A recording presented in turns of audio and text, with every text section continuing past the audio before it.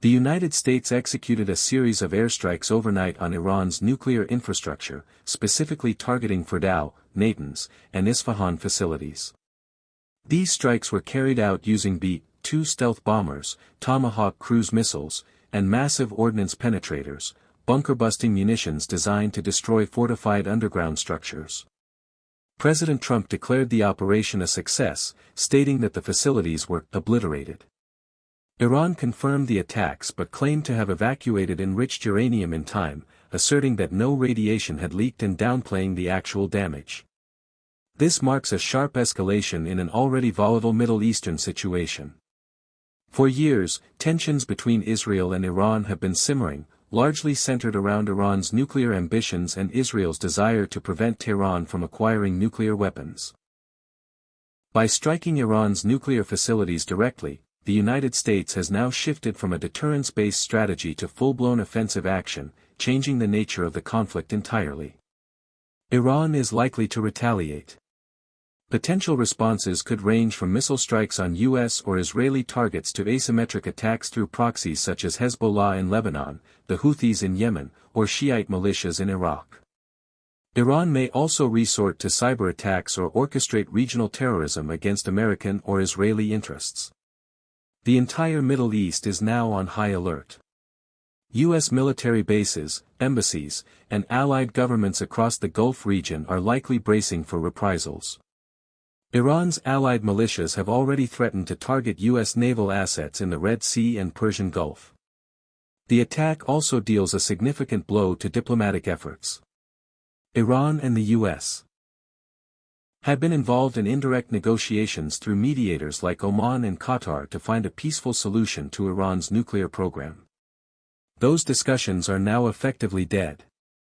Iran will find little incentive to return to the negotiating table in the face of overt military aggression.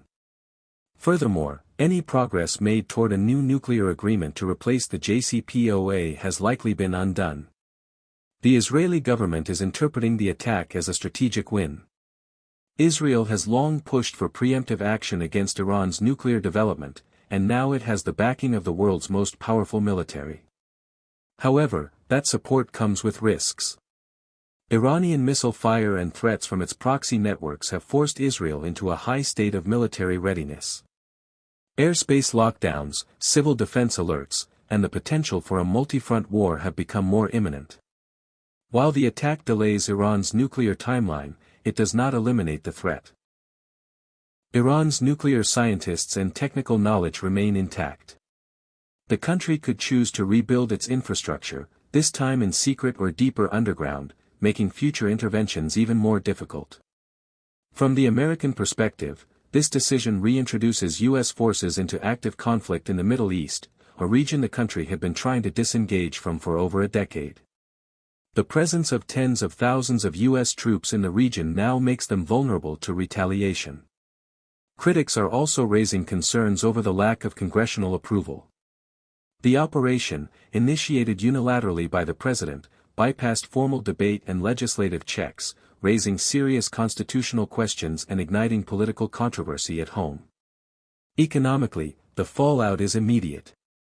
Global oil prices have surged above $90 per barrel and may soon cross $100. This spike threatens inflationary pressures in oil-dependent economies and disrupts global supply chains. Investors are shifting capital into traditional safe havens like gold and digital assets like Bitcoin, anticipating further instability. Global equity markets have taken a hit due to the unpredictability of the situation. International reactions are mixed. The United Nations Secretary-General has warned that the attack could ignite a full-scale regional war. European leaders have expressed support for Israel's right to self-defense but are urging de-escalation to prevent broader conflict. Meanwhile, Russia and China have condemned the strikes outright, framing them as illegal and destabilizing. They are expected to provide political and possibly military support to Iran, further polarizing global alliances. Australia, the United Kingdom, and Germany have taken more cautious positions, backing Israel in principle but expressing concerns over the long-term consequences of such military action. The immediate future presents three possible outcomes.